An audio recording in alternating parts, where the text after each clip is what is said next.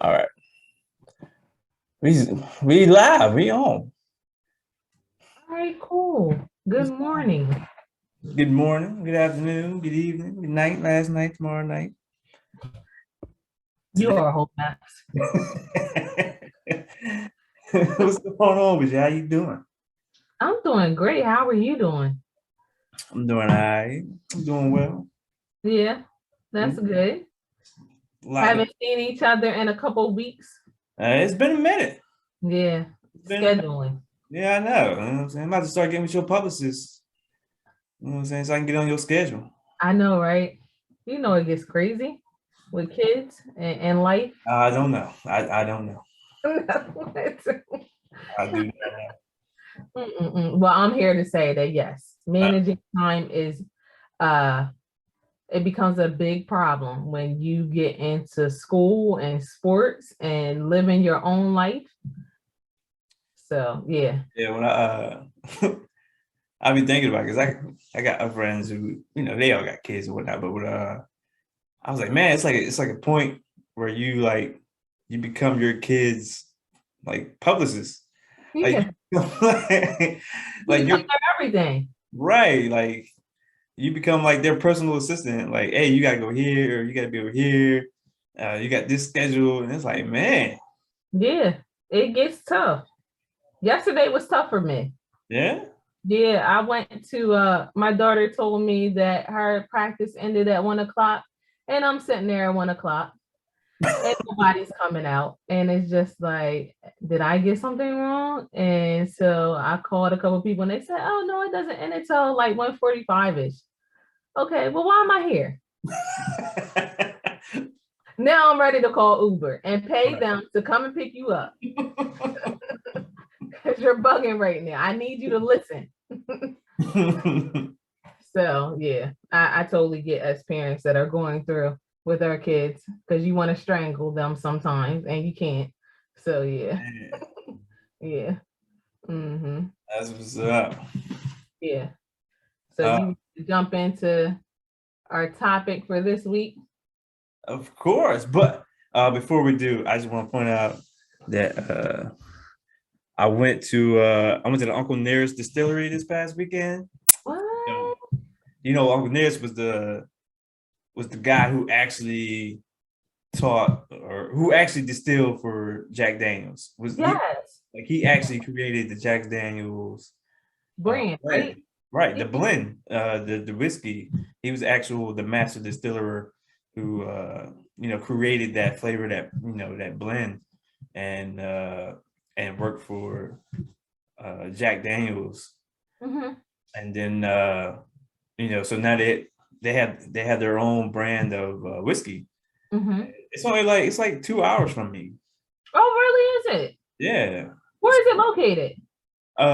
Just south of Nashville in I think it's I love Shelbyville, that. Shelbyville, Tennessee. Wow. So Yeah. his granddaughter, who who is the CEO now of? So it's the action. The CEO is not even part of the family. Oh, they're not. No, from what I understand, the CEO is a African American woman who is a business. She does business, some other type of business, but um yeah, she heard about Uncle Nearest, Mm-hmm. and then she ended up, from what the story that was told during the tour, was she heard about Uncle Nearest like on a flight from England, from London. Oh, really? Ended up hearing about it. She started reading about it. She landed in LA, and she got so intrigued in the story Mhm. that when she got off the plane, she hopped on another flight and flew to Tennessee just so she could find out about Uncle Nearest and more about this story. Uh-huh. So she went to the hometown, and then she was going around the town asking questions, and she ended up running into a family member and was like, "Why are you asking about my family?" And Oh, she's like, "Oh, this is why I'm asking. I'm intrigued. I heard about the story, and I want to know more about it."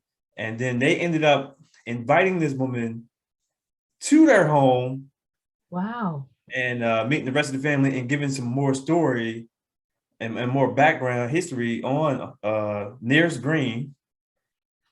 And Oh, she ended up creating this, this brand and this distillery in the hometown. yeah. And I'm pretty sure there's family members that's involved in the business. Day-to-day operations. Yeah, and then there was another woman uh who was I think she was the marketing head of marketing for Jack Daniels. Mm-hmm.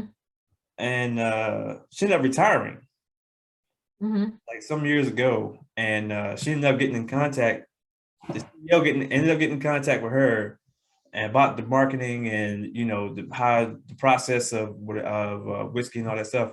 And they said that like no whiskey in Tennessee leaves out of Tennessee without her approval. Like Yes. that's how good she is. Really? And what ended up happening is she ended up having a conversation with the CEO, and she said, "I will come out of retirement if you make this happen." Really? Right, it's a Caucasian lady, and then their master distiller for the brand is an African American woman, and she won like buku awards with the near Uncle Nearest brand. And Yes. she's only been running for 3 years. I think that's the one that I saw on CBS 3. I want to say it was sometime last year. I may be wrong, but I'm pretty sure that I saw the story about Uncle Nearest on there in this last year or 2 years. But I never took action on actually uh doing my own research. I just said, oh wow, they're doing major things over there. Yeah, and to only be running for 3 years, and they're like the amount of awards that they've won in Hmm. 3 years that they've been doing this is ridiculous. It's crazy. So is it a farm or is it just a distillery? It's a whole farm, and they said they bought like another 280 acres Whoa. of land because they're it's so it's a small distillery now, and but Hmm. they have some horses on the farm, and they do all they do their stuff. Most of their stuff they do on property, but they Hmm. bought like another 280 plus acres, so that way they can grow their own corn. So that Wow. way everything will be done Right in-house. there. Yeah, Yes. Isn't that something? I just love stories like that. right. Yeah. Crazy. And like this, the tour, even the tour was great. The tour guy was good. Uh, yeah, it was good. Yeah. So how was the concert? Concert was good. Goody Mob was good. Erica Badu was good. Um, yeah. How was the energy in the place? Because they bring a different energy. I mean, the energy was pretty good. Like it was. The only thing I don't like is I don't like the way that these venues are set up. Uh-huh. Because like they're set up to get so as many people in as they can. Oh, yeah, the seats. Right. So the season is like trash. Like, but but Erica Badu was good. This is my second time going to see Erica Badu. So like I already know like the energy that Erica Badu is gonna bring. Yes. So yeah. She's on my list. She's Oh on yeah, yeah. definitely on my list. I gotta go see her. Yeah. She's definitely good. She's definitely good. Yeah.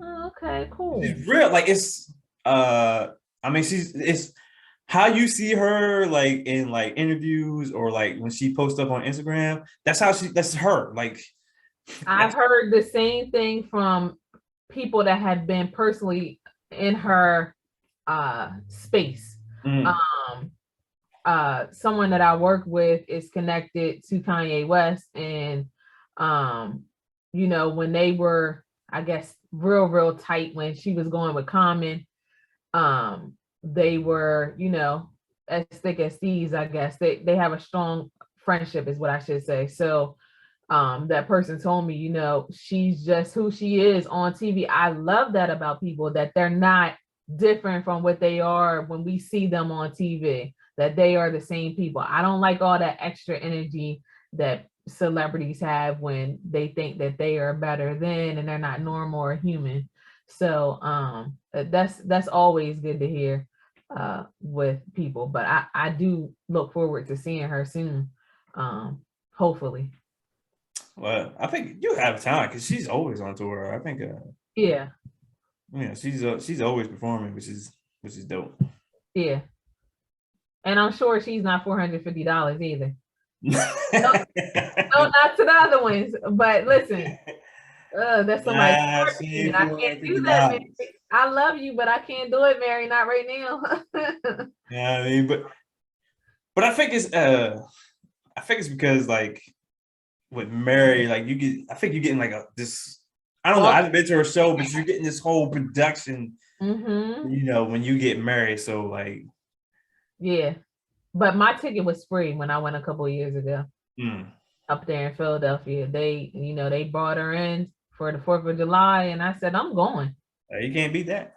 Yeah. So, compared to free, we're 50. That's a big difference. Free 99. Yes. That. Yep. Yeah. All right. So, today, this week has been trying for some people. So, I reached out to you and, sort of formed a good topic. And, trust the process is always a good topic to continue on with, because we're always in a process of doing things, trying to get things done, things not working out how we expect them to or on our specific timeline. So, I've been talking to a couple people this week, and a lot of frustrated people, Mm, with life, because when we're trying to do something, whether it's buying a house, getting a job, keeping a job, career development, it's kind of like we expect things to be on our timeline. And mhm, when it doesn't work out, then it's like, forget this. It's never going to happen for me. mhm. So, we always talk about that, trust in the process, and, the different ways to, I guess, overcome that. So I wanted to talk to you about that today. What is your take on trust in the process? My take on trust the process is hard. Oh, huh? We're gonna start with life, just in life general. Just in life general, it's hard. Trusting the process is hard because uh, when you're looking to do something or you're looking to, if you have goals that you're trying to reach, you're trying to hit, Mhm. like you want to hit them in the quickest way possible. Like you want to do it in the shortest amount of time, and you want it to happen how you envision it to happen. Yes. You know what I mean? Like it should happen like A, B, C, X, Y, Z. Mhm. And that's not always how it works. Yeah. It may be A, C, D. You know what I mean? So like it's very hard, and it ties into like like delayed gratification. Like Yes. you got to be like sometimes you really have to be patient. Like things can happen, and like you have this goal that you want to hit, and A through D could happen like that, and then it may be E, maybe your choke point where it may take a while, and then Mhm. it's like, well, now it's not happening, or it's not happening the way I envisioned it. This is how I wanted it to happen, and it's not happening that way. Well, maybe it wasn't supposed to happen that way. Yes. I'm a firm believer in things happen for a reason. Absolutely. You know what Yeah. I mean? Like, there's probably a reason why I'm not a millionaire yet. You Mhm. know what I mean? Maybe it's not my time right now to be a millionaire. You know Mhm. what I mean? Maybe there's some more learning, there's some more growth, which I wholeheartedly agree with, looking back. You know what I mean? Yeah. I don't have the understanding that I have of money and finance now, I didn't have in my 20s, Yes. my 30s or my early 30s. Mm-hmm. You know what I mean? So like if I'd have won the lottery, I probably been broke right now. Yes. Mm-hmm. Because I would have been just fearlessly spending my money, and like I would have been giving money to, family. Because Mm-hmm. I'm all about like, hey, let me help out the fam, or Yes. let me help out the fam, or I'll Do whatever it is that needs. I'll treat, or it's on me, what I mean, or what do you want, what do you need, what Yeah. I mean, like, I like giving. Mm-hmm. So I probably would have been broke, or had way less than $1 million, or whatever, whatever I won the lottery on. So trusting the process is much more than just, it's patience. It's patience, it's understanding, it's being flexible, Mm-hmm. saying, being able to adapt to changes, because the Yeah. world, society and the world is constantly changing Every day. every day. Things that we done in 1990, we didn't do in 2000. Mm-hmm. Things that we did in 2000, we didn't do it in 2010. You know what I mean? So it's just like, you have to be patient, you have to be flexible, and you have to be able to adjust and adapt, Yes. and whatever it is. I think, with life in itself, for me, it's been difficult because I've always wanted to control everything, a control freak. And meaning that when things don't happen for me, it's just like, oh my gosh, the world is gonna end because this didn't this didn't work out the way that I wanted it to. And Mm. I don't know how to correct it to make it to what I want it to be. So with that being said, you have to be patient with yourself.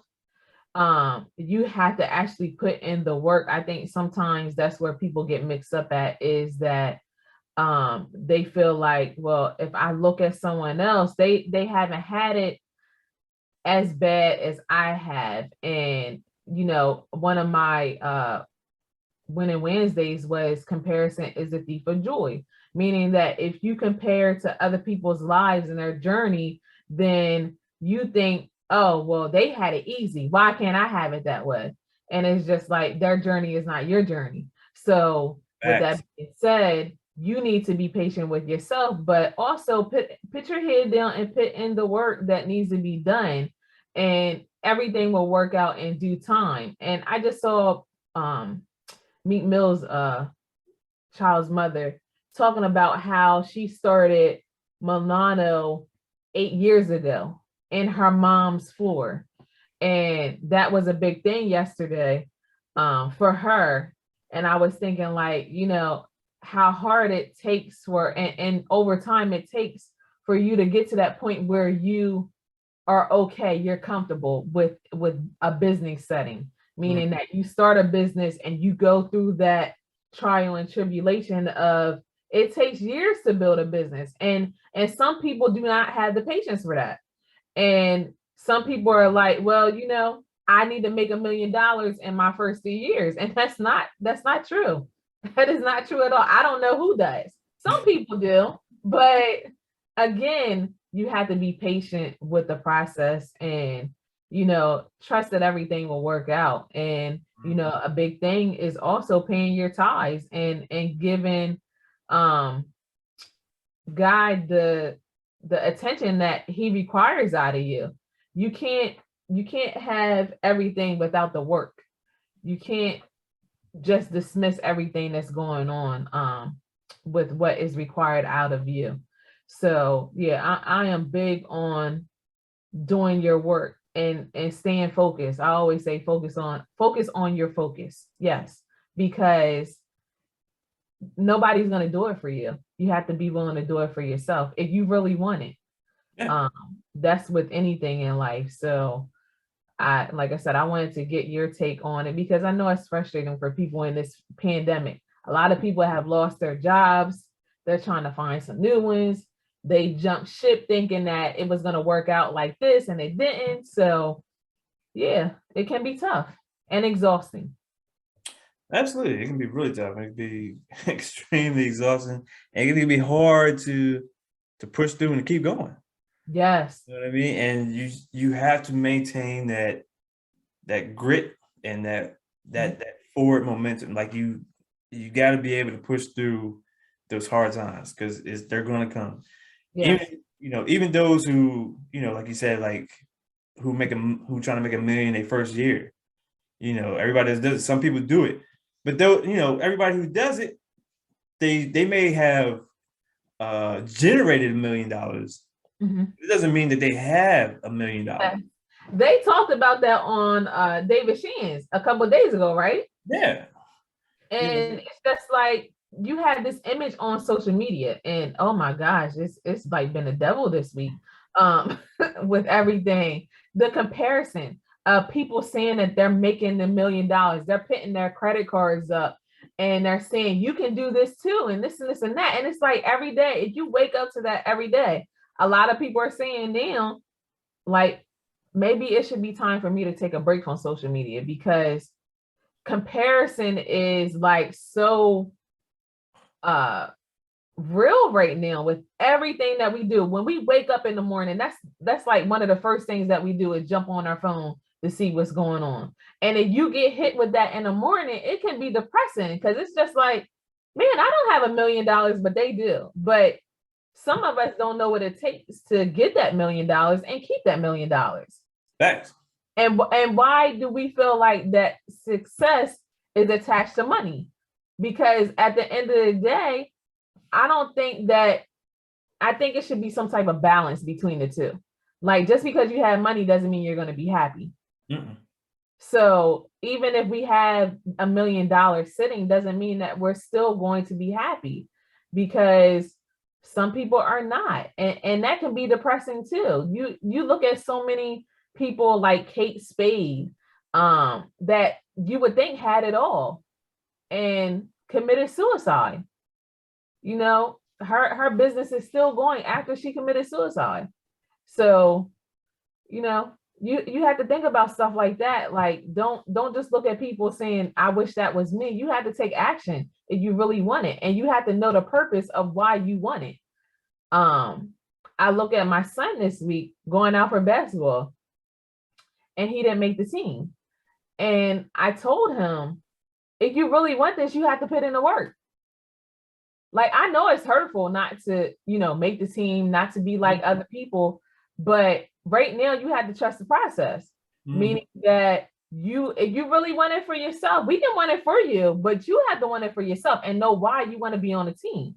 Like, that's going to be one of my main things, I guess, in the next week on the other podcast is kids in sports and us parents. It's big right now that the parents attach their success to the kids' success in sports. Because as parents, some of us didn't reach that level of success when we played. So we feel like this is a rerun for us when our kids get to do it. No, this is not a rerun. You know who you are for yourself before you put that pressure on these kids, because if the kids don't reach that full potential, then you're like, oh, I don't care what they do. I'm done with them. And it's just like, what? Yeah, there's tertiary effects to that. Cause like, if you're going so hard for your kid to make it in the sport, your child can interpret that as love. Like, I have to make this, or, my parent is not going to, accept me or love me as much, or is not going to be as proud of me. And, you know what I mean? And, even though that may not be your intention, but, and, you don't know what goes through that child's mind unless they tell you. You know what I mean? So like, they may be out here, overworking themselves, not because they want to be on a team, but because they want your attention and your love. Yes. And you have to be careful with that. I think for here, it's been a lot of kids that have been burned out because of their parents. I know personally a lot of kids, and it took me a minute to realize for Jay after her what should I say, when she tore her ACL. her ACL injury is what I want to say. It took me a minute to bounce back from that experience, both of us, because you go through not expecting it to happen, to it did happen. How do you mentally prepare the kid to go through this? Because there is something that you're not ready for. And when you have people in your ear saying, listen, you'll never be back on the court, or you lost your spot, or this or that, and it can break a person down with going forward. And you go through your surgery, you go through physical therapy, and sometimes you're not ready to get back out on the court at a particular time, your timetable. I know for us, we didn't want to rush it, but in her mind, I got to get back out because I got to show them, like, I'm with all of it. I'm with this hard work. And, when it came down to when everything was said and done, I kept telling her freshman year, listen, you might want to take advantage of this opportunity. You're a freshman, you're on varsity. Like, you don't want to dim your light for someone else. Because if you dim your light for someone else, you're not going to your full potential, because you don't want to make someone else upset that you're getting the shine. So with that being said, you kind of relax for a little bit, and you're not giving it your all. And then when the next year comes around, it's just like, oh man, I injured myself, and now I can't do nothing. And it makes you like take everything into full consideration of life and trust in the whole process, of meaning that if I get back on this court, I'm getting ready to go full on and give it my all. So we had to really trust the process in that. But it comes with second guessing yourself. Am I good enough? Are people going to be accepting of me? When am I going to get the shine that everybody else gets? And I think in our area, it was a lot of politics within sports. That's going to be probably my topic for our next podcast. And, you have a lot going on, but it seems the kids come last in what they want. Meaning that the parents control the narrative. They control where the kids are going to college. And, I was talking to mom the other day about these legacy college kids, meaning that if your parents went to a particular college, they feel like you have to go to my college. They're not even entertaining going to another college. And it's crazy to me. Let these kids go where they want to go. It's their life. It's their decision. But for some people, it's just like, it's a requirement for them. If I went to Morehouse, you're going to Morehouse. And it's no options for them. So I never want to be that parent to put that pressure on any of my kids. Yeah, it's a few things that you said is key. Like your son not making the team and your daughter getting an injury. Those are humbling moments. You know what I mean? Because those are moments that they're key and pivotal life lessons. You know what I mean? It's like, look, everything is not going to happen your way. Yes. And trust in the process. This is part of the process. You know what I mean? Like, you didn't make it, or now you have to take a step back, and reevaluate, things that's going on in your life. You know what I mean? And, like, hey, you got an injury. So now you need to take this time to take back, and then you step back, take a look at things. You're able to look at the team in a different perspective now. You're able to look at the team from the sideline, and you're able to look at your individual players, your teammates. You're able to look at the other team. You're able to look at the dynamics from a different perspective. You're able to see what the coach sees now. Absolutely. Versus you being a player on the court. That's exactly what happened. You know what I mean? And it's like, the coach don't see what I see. Well, you don't see what the coach sees. Yes. So now you're able to put yourself in a different light. You're able to put yourself in the coach's shoes and be like, okay, now I see what the coach is saying. Mm-hmm. You know what I mean? And it allows you, it gives you a different perspective. It gives you a different Yeah. mindset. You know what I mean? And it helped you it probably helped her be a better player. It did. But when we had AAU, I said, you know what? I'm gonna allow her to coach the team. Because at the end of the day, when it's all said and done, this AAU organization is not for me. It's for the future. It's for generational wealth. Meaning that if you love basketball enough, all three of them, you can take over this program at some point. And that's why I said people think that when you jump into AAU, it's trophies and winning and traveling. No, it's much more to what I'm doing over here, to building.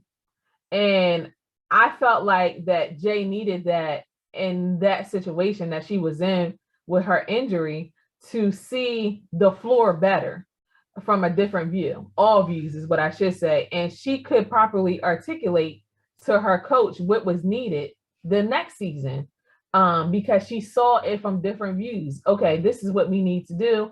Or she can talk to her teammates and say, look, this is what you need to do. I need you to move this way or that way. We're going to run this play. And I think she saw the floor better when she went into the game the next season, because it opened her eyes to everything. Like, when people are cutting or they're moving different ways, okay, I can pass it this way or pass it that way. And you start studying film and stuff like that, and people's patterns. So you can get ahead with that because you already know how they're going to move on the other team, because they don't do much changing.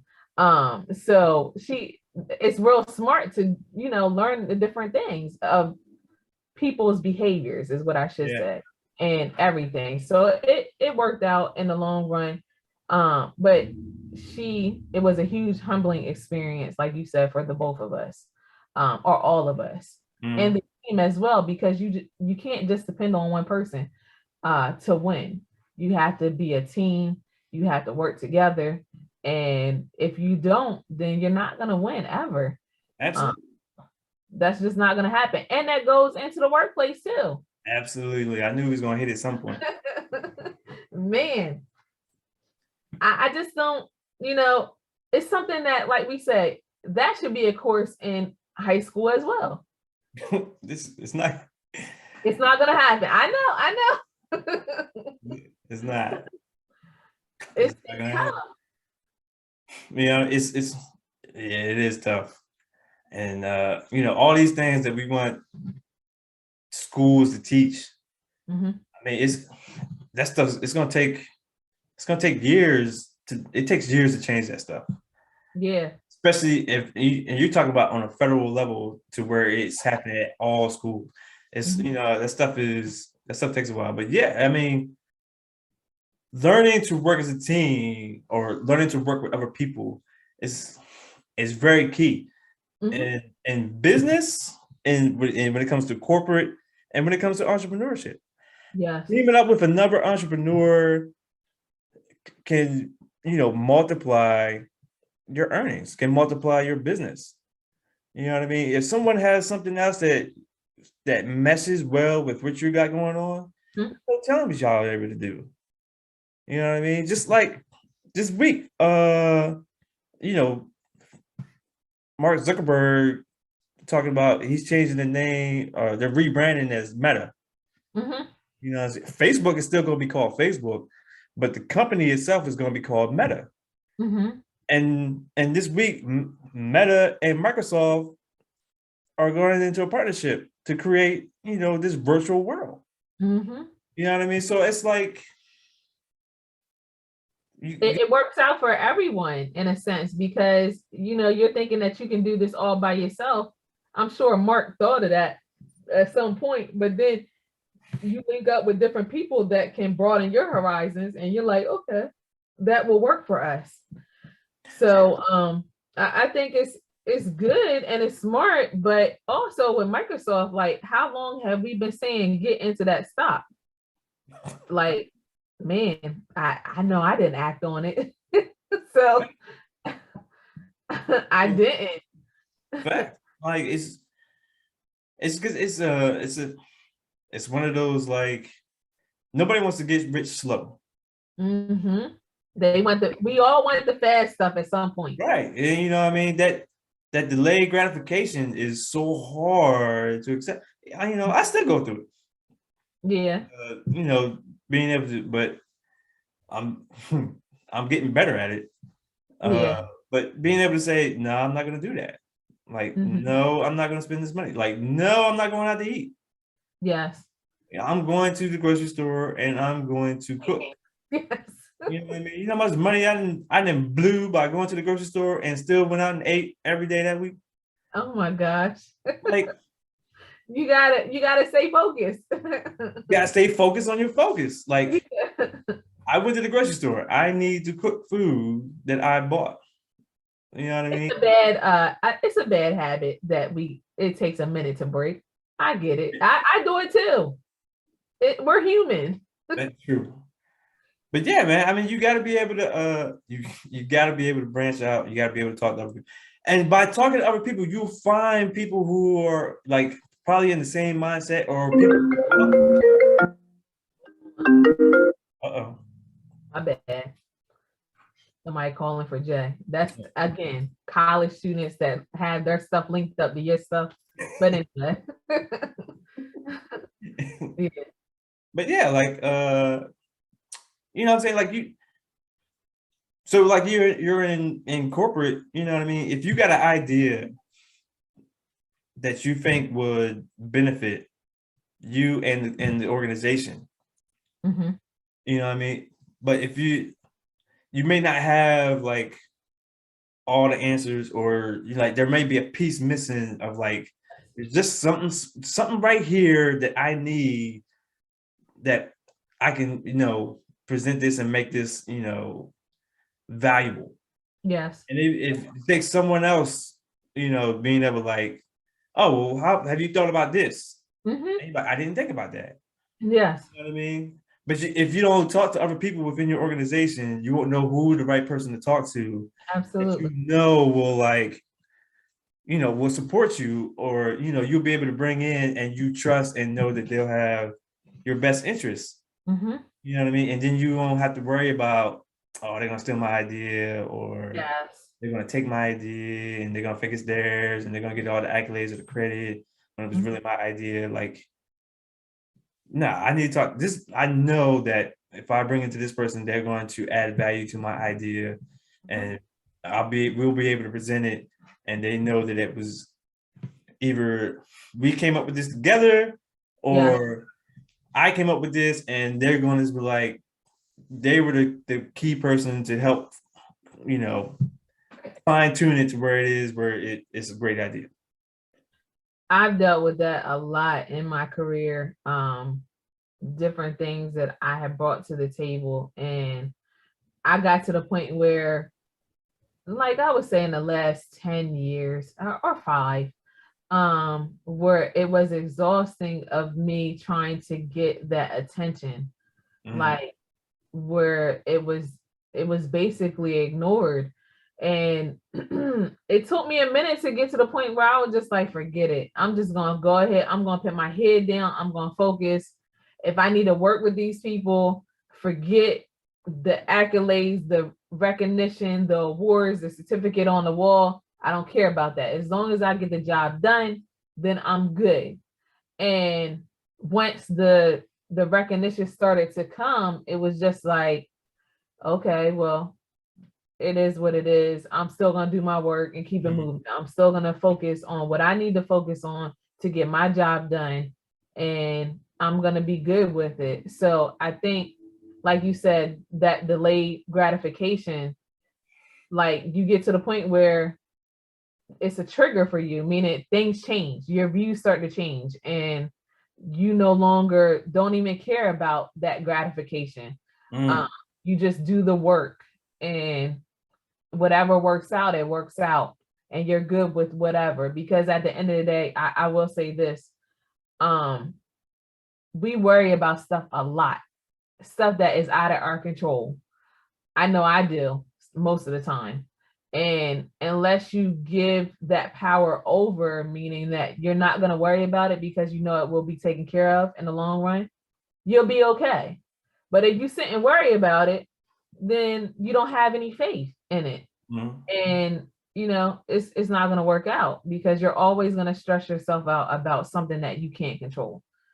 So just do what you can control and don't worry about it at the end of the day. And that's all a part of trusting the process. That's in the process. Because it is what it is. Why worry about something that you can't control? Absolutely, because you don't know what the future is going to be. You don't know what's going to happen in the future. All you know is what you can affect right now. Yes. And you have a outlook of how it can become effective or how it will look at the end in the future. Mm-hmm. You know what I mean? But it's going to take tinkering, it's going to take tampering, it's going to take adaptation, yes. and it's going to take flexibility. You know what I mean? Because getting from A to Z, you have to go through the other 24 letters of the alphabet. Mm-hmm. And it may not always happen in order. Yes. You know what I mean? Or you may have to change some things. So it's like, you have to have a goal. Mm-hmm. You have to have an end state. And then you just have to figure out, you have to navigate to get there. Yes. You know what I mean? And it may not be a straight line. It's never a straight line. It's always some type of curve, some type of turn, maybe a couple of U-turns, some dead ends. I got to turn back, go back. So, I mean, it's like success is never a straight line. Mm-hmm. You know what I mean? Like, take Jeff Bezos. Yes. Amazon was created in like 95. Yeah. 95, 96, 94, something like that. And now it's popping. It wasn't Amazon. It took 15, 20 years for Amazon to become Amazon. Yes. You know what I mean? So it's like, I think if you study people and their businesses, you will understand business better, meaning that it's not an overnight success. It's a lot of heartache in building brands, restarting, even with music artists. People have been out for years. I just saw Jimmy Allen. He's from Delaware. I want to say that's his name, the country singer. And I want to say he just got Artist of the Year, if I'm not mistaken. I saw somebody post it. One of my cousins had posted it. And it's just like, he was just homeless. I want to say like 5 years ago, something like that. Really? Living in his car. I want to say that, don't they live in Nashville? It's something like that. I don't know the full story. I'm just saying, people like that have success have had it hard. I'm pretty sure of it. I have never heard a story of someone saying they have had it easy in life and never had any trials and tribulations that they overcame. Not ever. Absolutely. So you have to trust the process. And our college students that we have and people that are adults and that are college students, please be patient with yourselves. It is extremely difficult to go through these courses and live life and have kids. I know I was going to school at one point. I was just thinking about the other day, going to school at night. Who wants to sit in a class for 3 hours at night? Like, I don't even know how I did it, but I did it. I don't even.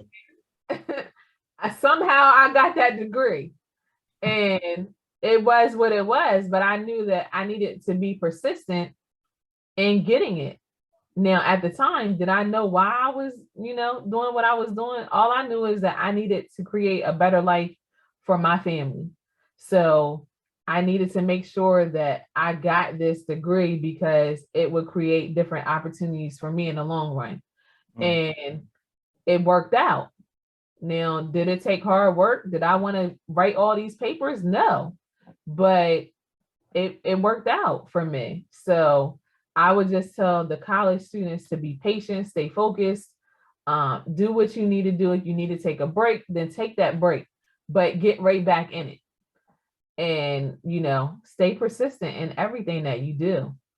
So Trust that process. yeah, you have to. Process. Even in the corporate world, you know what I mean? You gotta trust that process. If you got an idea or you come up with some critical way, critical thinking of something that will streamline or be support the company or organization better to make your life easier, even if it's tedious at the beginning, but in the long run it'll have lasting benefits.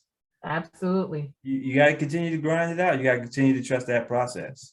You know what I mean? If you're entrepreneur, you know what I mean, like you have to grind. You have to trust that process. You know what I mean? Like you said, a lot of entrepreneurs, it hit rock bottom in order to get that momentum to go forward.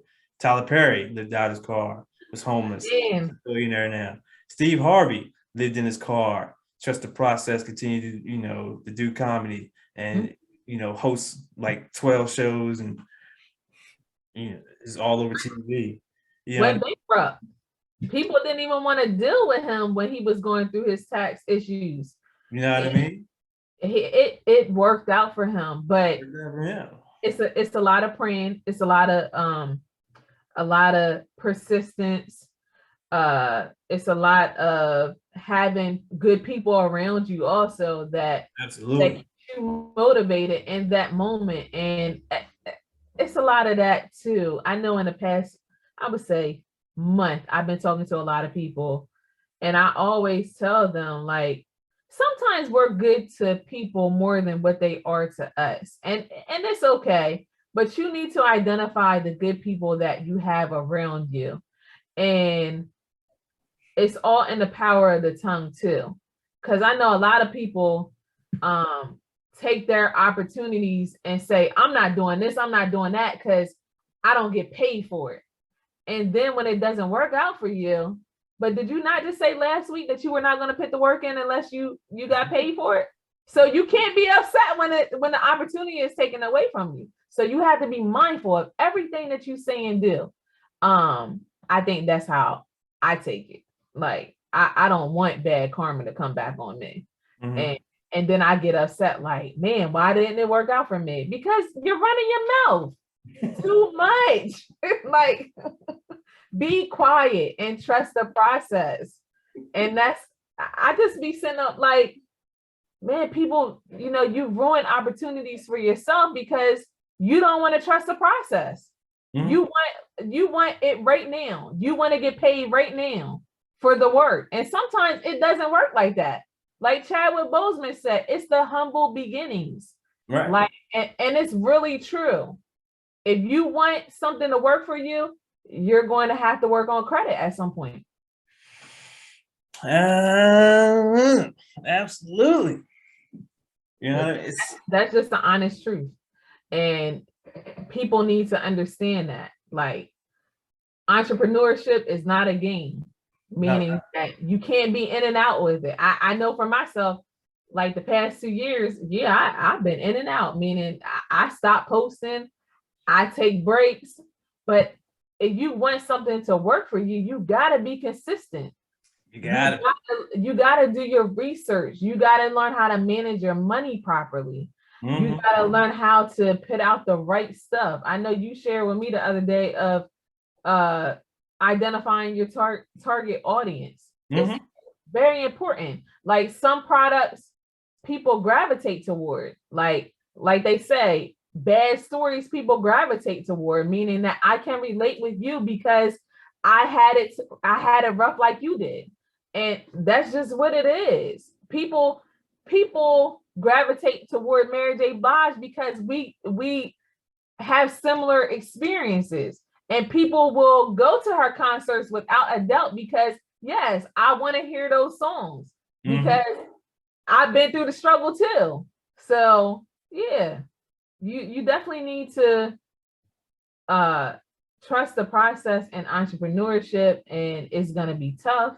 and it's going to be some ups and downs. And I would say stay off of social media because some of that stuff is not real. A good percentage of it. You know, you got these Mercedes trucks being bought every day, and it's just like, how many times you going to post those keys? It's lease. I don't want to see it anymore. So you need to unfollow those people. It's a lease or it's a rental, or it could be theirs. You don't know. They're not going to tell you. You know what I mean? So it's like something you may have to unplug from social media sometimes, because right now, everything is about purchase from me. You know what I mean? Like, I've done this, I drive this, I have this, you want this, so you buy from me and I'll tell you how to do it. You know what I mean? And it's just like you gotta be able to look into this person and really do your due diligence and say, is this person really worth my money? And is really going to provide me a quality product, to help me execute what I'm trying to do.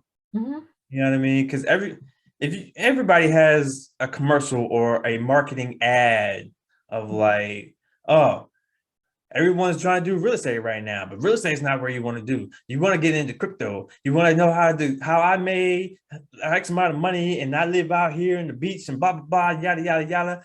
Buy my course. Everybody has a course that you want you to buy. And then you buy the course and ain't nothing but a glossary. Oh, this word means this. This word means this. This term means this. Thanks for buying my course. You know what I mean? But they're having revenue to come in because they will pitch that information out from 9 o'clock to 5 o'clock in the morning. Meaning when we're stressed and we're up and we're scrolling, trying to figure out how we can get more money, then we're going to pay that money in order, whether it's credit repair companies. You can, like they said, you have credit issues because you're not managing your money. Pay your bills. That's what they said. That's what it really boils down to. At the end of the day, you get yourself in a jam because you're not managing your money correctly. I have been there. Other people have been there. I've been there. It's what it is. Like we get to the point where, okay, let's buy this, and this because of whatever reason. Like whether it's sneakers, whether it's computers, cars, whatever. And it's just like, then we get to the point where I don't want to pay for this stuff anymore. And then we get so into a tizzy when they want to garnish our wages because now we didn't pay the bills. No, just pay your bills and get used to paying your bills. Like it's no way around it. If you create a bill, pay for it. So absolutely. That's just like I was saying, like, you know what I mean? Like, go out and buy groceries and cook at home. You know what I mean? Not going out to eat. You know what I mean? Like I was, you know how many times like I'll go online and I'll window car shop. Like I'll go online and I'll look through cars and be like, oh, that's nice. I'm like, oh, I like that. And then I remember I don't have a car note. Yeah. And I don't want one. I know. I enjoy not paying a car note. And then I'll quickly close, like, no, I'm good, and I'll close it. I'm like, all right, I'm done looking. Listen, every time I see that Tahoe or Suburban go past me, and even my grandfather said, India, go buy it.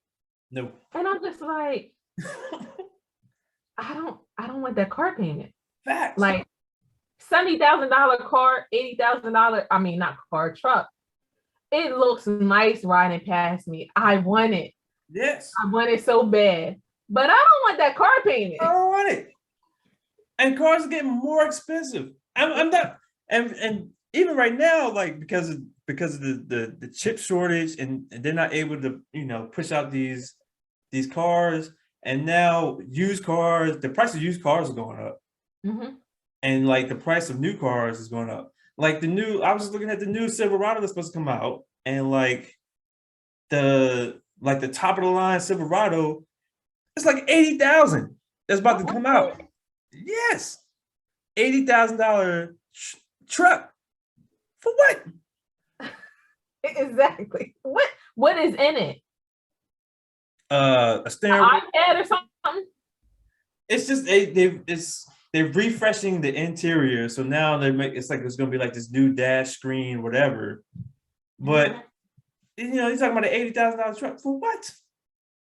Look pretty. And I think again that comes into comparison, meaning that if you see someone else in it, you're like, I need to look like that too. I need to look like I have money to everyone else. And when that money comes out of your account, as soon as you get paid on Friday and your account is empty on Saturday morning, I want nothing to do with that. Nothing at all. Because then you look at the car like, I don't even want that car no more. Like, no. Hey, that new car smell is gonna go away after a while. Yeah, it is. And then you're gonna get to the point where you're like, why am I paying for this? And then you're gonna stop paying for it. Exactly. And then you're back at square one again, where you ruin your credit because you're trying to compete with the image with everyone else. Just have a car to drive in. They all drive the same way, to me anyway. Like I said, people with Mercedes, like some of them are really nice, but when I drove it, I didn't like it at all. Yeah. That was like the Camaro. Like I like the way the Camaro looks. I was like, yo, I like the Camaro. It just looks it's sexy and I like the way it looks. And I got in it and I was like, I don't like this. This is trash. Yeah. This is so I can't see. There's so many blind spots. Like this is garbage. It sits too low to the ground.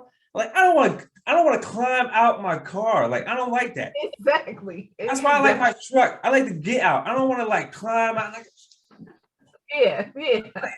Everything's tight. You know what I'm saying? I gotta roll out the Camaro to get out. I'm like, time for this. Your legs getting stuck and arms getting stuck. I'm just like, even my car right now, I'm sick of it.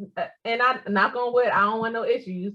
But like, I find myself tripping or doing stuff that I shouldn't be doing because I'm trying to get out of the car. And it's just like, no, I probably won't buy another one of these. I need something bigger. But for us clumsy people, yeah, you need to do your research on your cars. Facts, absolutely. Like I said, man, it's just like I think it comes with maturity. It comes with you continue to learn the world and how and you come to a realization that like a lot of this stuff is frivolous. It's really not important. It's not important. As long as I'm able to get the A and B, as long as I'm eating every day, and as long as I'm able to enjoy the things that I like to enjoy, and plus, like the older you get, the less you want to be at. Me, I can only speak for myself. Like the less I want to be around people, or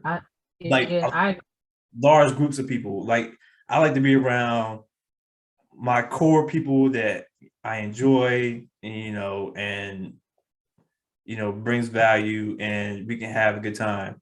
And, you know what I mean? And I like to do little things, but just to go out and do parties and have this so I can look like this or get this, it's ridiculous. It's it's unnecessary. And the quicker you learn it, the better off you be. Yeah. You got to have conversations, and you got to talk to, the younger generations. Absolutely, because again, they are put in a situation where life is like social media, meaning if you have a boyfriend, I want your boyfriend. If y'all are going out on trips, I want to go on those same trips. And it's just like people don't have a mind of themselves at this point. They just copycat each other, or they try to act like that their life is better than another person. And I always tell mine, I don't care what them other people doing. I know what I'm gonna be over here doing. But as far as monitoring people and what they're doing on social media, I can care less what you're doing. Because I'll scroll right past the stuff. Absolutely. I don't care about this. I don't care about this. Yeah. Yeah, I don't care.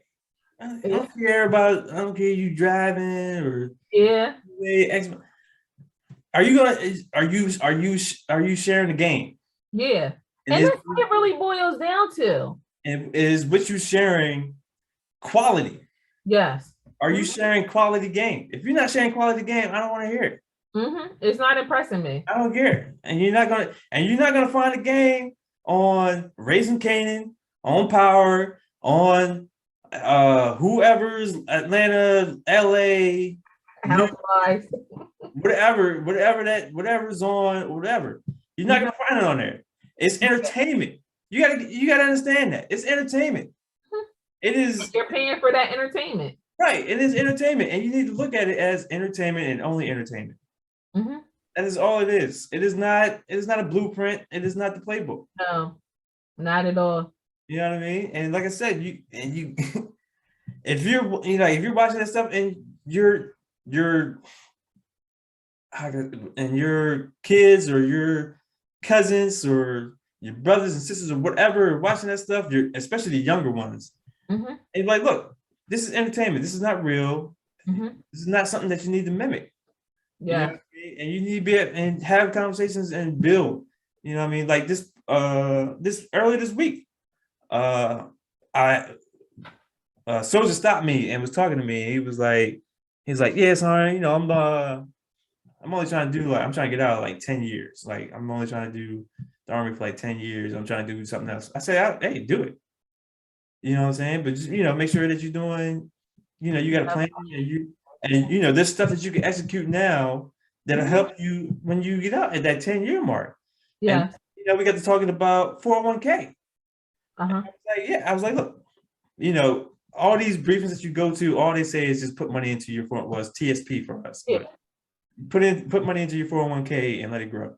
And I was like, but they're not telling you is that you need to log in to your 401k because you're able to move money because it mirrors the stock market.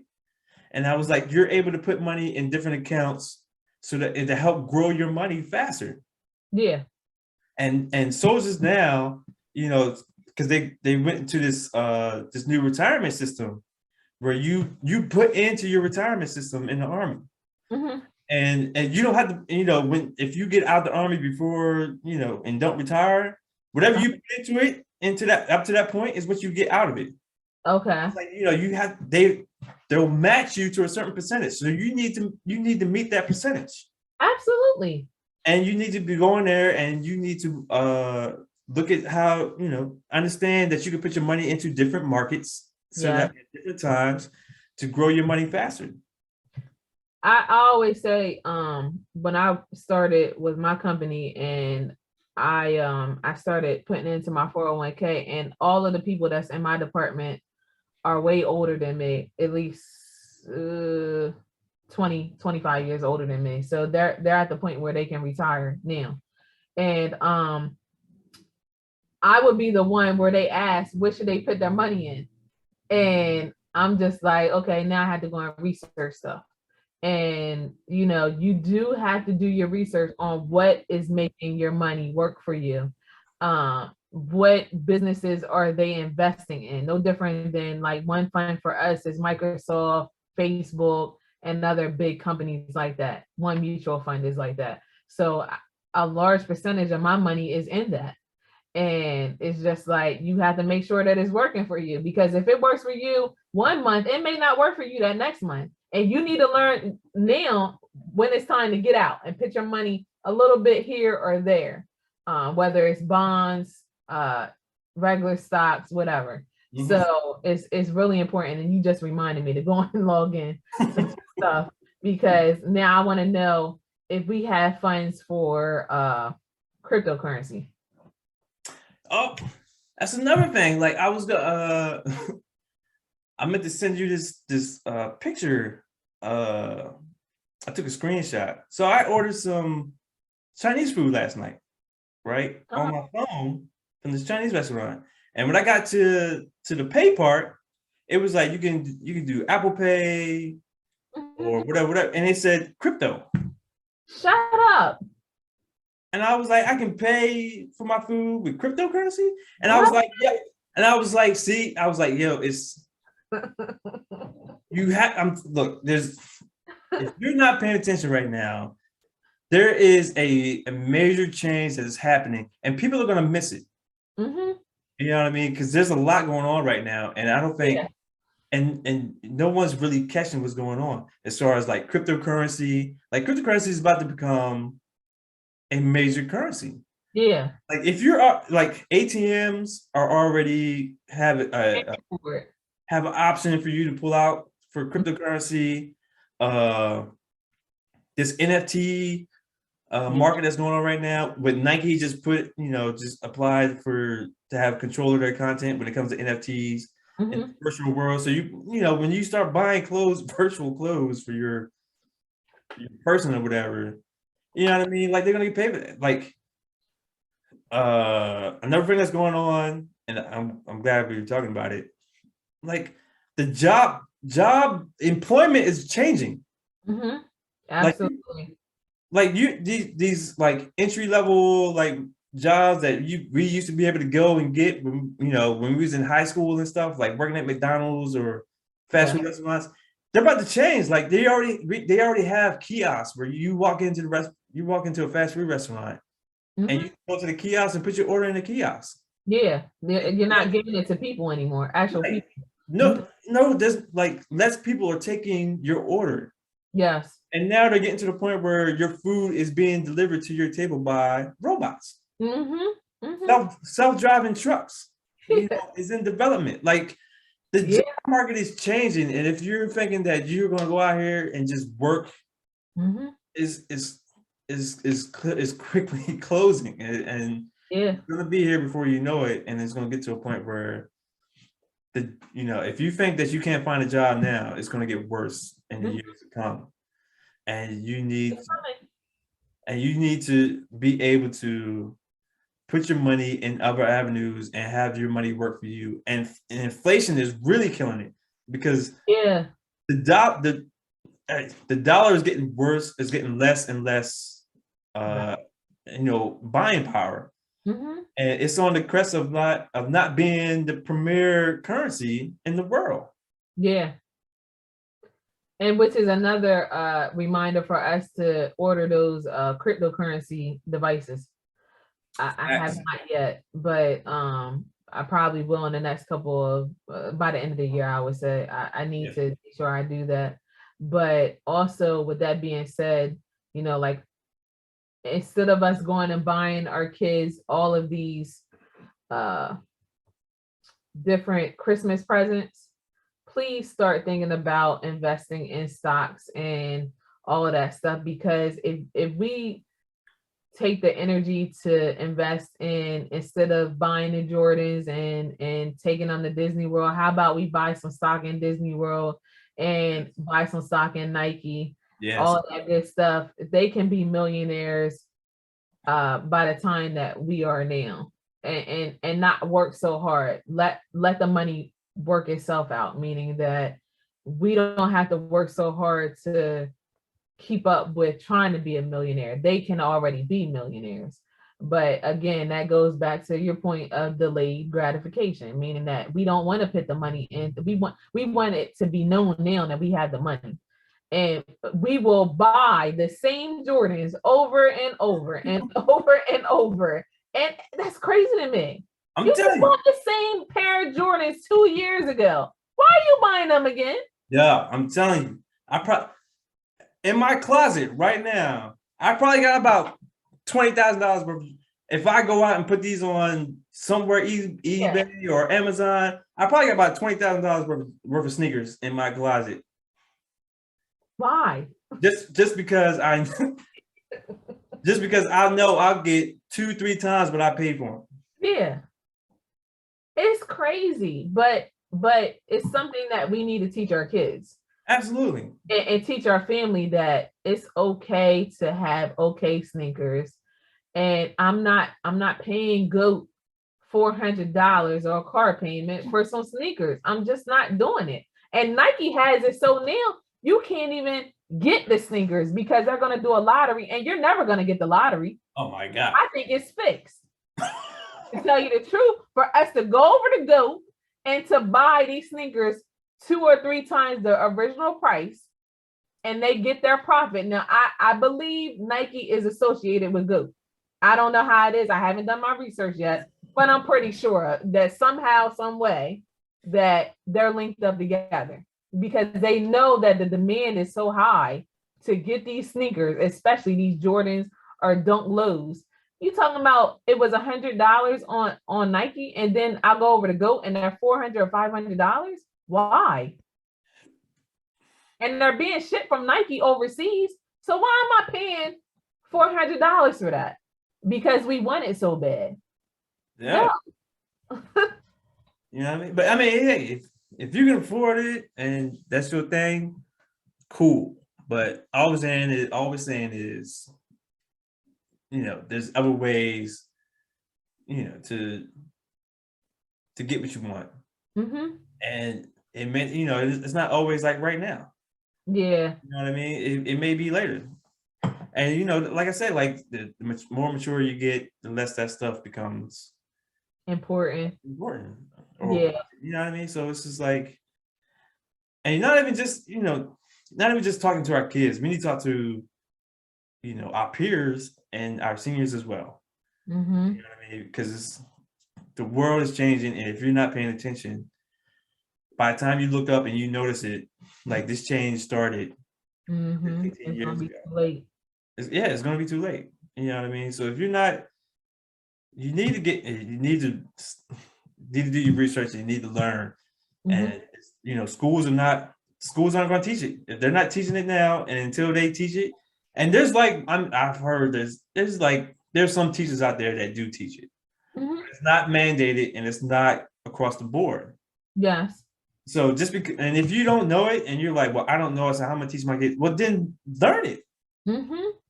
You know what I mean? You don't, there's a point where you didn't know everything and you end up learning it, and now you've kind of mastered it, or you've become extremely knowledgeable in some area that you know about. I think if you really want to do something, you will take the time in your 24 hours to do whatever that needs to be done. I keep saying we all have the same 24 hours. Now, how we do with those 24 hours, what with those 24 hours is your business. But I don't think anybody can afford to be operating of playing this game anymore of not knowing important information. Mhm. And as far as maturing as a person and changing your views, they're going to constantly change of, I spend my money this way or I act this way. I just had somebody say to me a couple of weeks ago, I noticed that people are dressing different. Their movement is different. They're going to attend different things. And I would say, yeah, for me, I've had major changes in the last 2 years. Once you said let's buckle down and take care of our personal business, and that's what I did. It was never that I didn't have money. I just didn't manage my money properly previously. So of course I went through a period of making sure that my kids were good. They were always dressed okay, always taken care of. But I had major bills that I needed to take care of because I didn't manage my money properly. So of course I never had the latest sneakers for a huge time period. I always made sure that they were good. But now I'm just like, if I see a nice pair of sneakers, yeah, I'm gonna get those Dunk Lows. I'm gonna hit my sister up and say, hey, listen, we're going to Disney. The kids want these Jordans. I prefer not to wear Jordans because they're like the devil to me. They just don't match well with my feet. So yeah, I'm gonna get them, but I'm probably gonna never wear them again. So it is what it is. Like once your view starts to change, like you said, you mature, everything changes for you. Mhm. Like you start making smarter moves. And you have to, because you have information that you can implement. Like, okay, if I can make my money work for me, then that's what I'm going to do. If I can put a couple $100 over here in the stock market and I can watch it grow, and that's what it is. If I can get some dividends off of these companies, why not do that? But if you never do it, you can't be mad with the next person that did do it. Like it just can't be. The comparison should not be there of, oh, you're living a life of luxury. No, it's not. It's I work hard, we work hard, and yes, we want to enjoy our life. And I don't think we can wait until we're 60 or 70 or 80 to live your life, because who says that we're going to live that long? You have to live for now at the end of the day. Social Security said we're gonna live that long. Huh? Social Security said we're gonna live that long. Please. That's why they keep pushing retirement age. Yeah. It's just like I said, we're gonna be 80 years old and they're gonna be like, oh, now's your time to retire. And hopefully we live that long. Hopefully.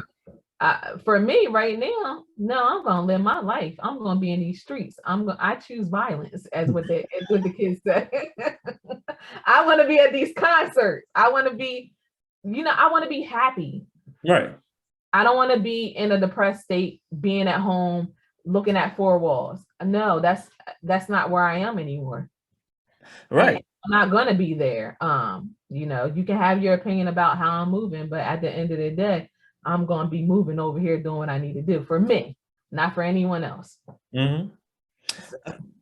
I agree. I feel you, and man, I'm telling you, and I don't want to.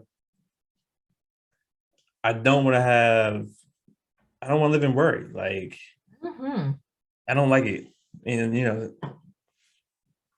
in a constant worry of like where I'm going to live, or what I'm going to eat, or, how we're going to make this, how we're going to make ends meet, or this and that. And like, it takes a toll, like a physical toll on your body, whether you know it or not. Like, your body reacts to that stress.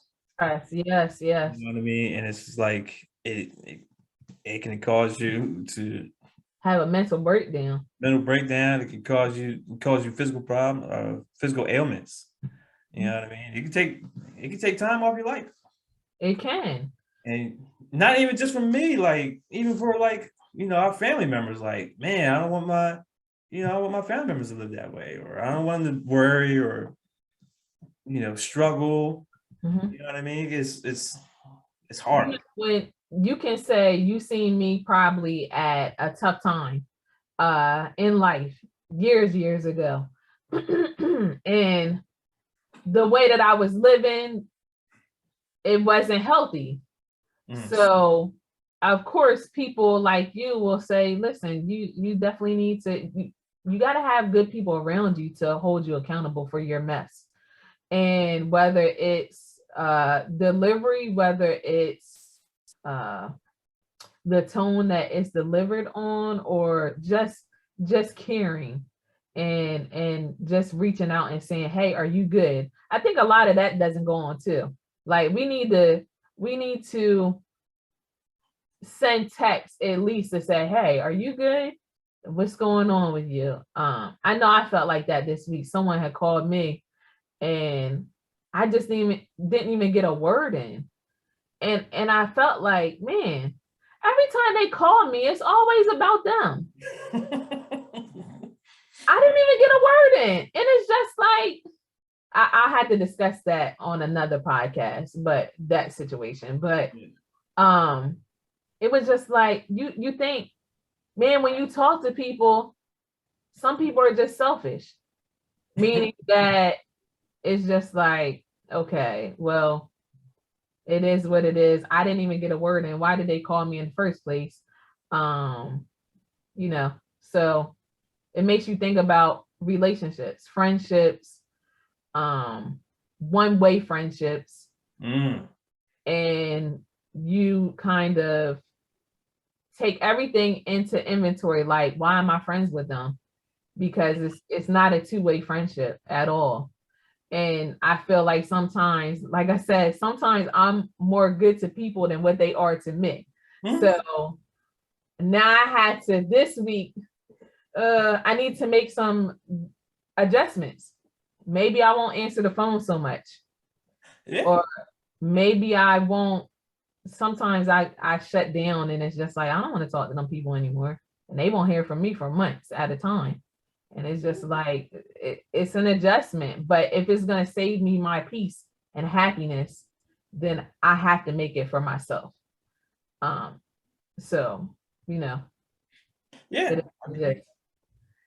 You got self-care. You gotta execute self-care and however, however that looks for you as an individual. You know what I mean? If if you got an associate that all they do, it's all about them. then, all right, well, I understand, but I understand the assignment. Yeah. And Yeah. I might not always pick up the phone when you call, or Yeah. I may not call you all the time. Mm-hmm. But if you do call me, then I know this. Oh, I know what this is about.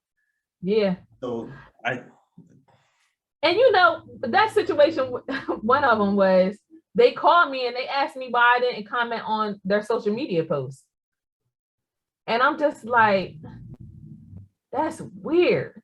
So they were like, you know, I was waiting for you, you know, you got to help the people. You got to say something. And I'm just like, it comes in my mind as I can't save everyone. Like, and it's not my job to help everyone in the world. If they're not understanding what I've said before, why am I repeating myself, especially on social media? Like, I don't need to come on someone's post to say something. It wasn't my post to begin with. So why do you feel like you're comfortable with calling me and saying, you need to go on there and comment right now? No. I'm not liking nor commenting. all right, I got you.